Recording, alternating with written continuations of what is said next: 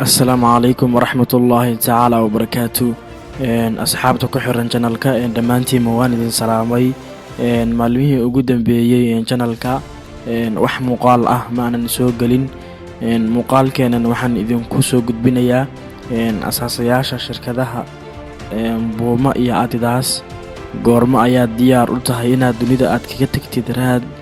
Goorma ayaad diyaar u tahay inaad noloshaada guul la taaban karo aad ka gaadhid? Goorma ayaad diyaar u tahay inaad ka tagto noloshan dhalanteedka ah? Goorma ayaad diyaar u tahay inaad waqtigaaga garatid qiimaha uu leeyahay? Ma jiro cid ka hortaagan himilooyinkaaga aan ka ahayn codkan daciifka ah ee kugu dhex nool. Ma jiro cid waxyeelayn karta qulubtaada si uu hankaaga u dhaawacmo. Ha niyad jabin walaalo, waayo niyad jabku waxa uu sabab u noqdaa inuu hamigaagu hoos u dhaco. Mowduuceenan maanta waxaan ku soo qaadanaynaa asaasayaasha shirkadda Puma iyo Adidas. Adolf Dassler waxa uu dhashay sanadii 1900 waxaana uu ku dhashay dalka Jarmalka. Waa asaasaha shirkadda Adidas ee soo saarta kabaha iyo dharka sportiska iyo saacadahaba. Adolf ma uusan dhigan iskuul, balse waxa uu ku hamin jiray inuu noqdo maalqabeen. Umaysan noqon sabab inuu ka hamiyo noloshiisa waqtigaas oo waddanka Jarmalka ay ka jirtay faqri iyo dhibaatooyin badan oo soo wajahay awgood. Adolf Dassler waxa uu sameeyay warshad samaysa kabaha sportiska iyo dharkaba. Marnaba ma qiyaasi karin inuu noqon karo shakhsi soo saara kabaha adduunka ugu qaalisan.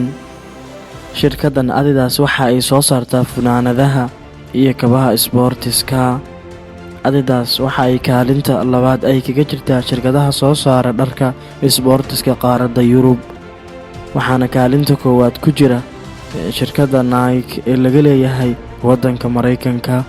Sanadii 1924 waxay ahayd markii ugu horeysay ee ay soo saarto shirkaddani kabo, waxaana soo shaac-baxay markii ay ciyaaryahankii Michael Owen uu ku guuleystay 4 jeer ciyaaraha orodka, taas oo indhaha u kala furtay orodyahanadii kale iyo dhammaan shacabka kale. Walaalkii ka weynaa ee lagu magacaabo Adolf Dassler waa asaasaha shirkadda Puma. Waxay ahaayeen hal shirkad oo lagu magacaabi jiray Gebhard Dassler. Adolf Dassler iyo Adolf Dassler waxa ay ku beereen ciidanka si ay u dagaalamaan, balse waa uu ka soo noqday Adolf Dassler, waxaana ku hadhay Adolf Dassler.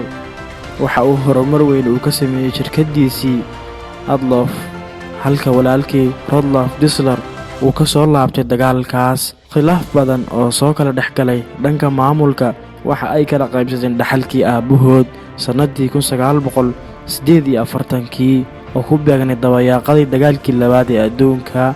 Mid kastana waxa uu u shaqaystay goonidiisa.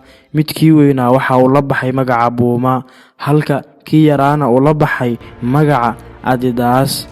Waa inoo muuqaalkeenan muuqaalka xiga. Haddii aad muuqaalka ka heshay, like noo saar, sidoo kale subscribe noo saar, una share garee asxaabtaada.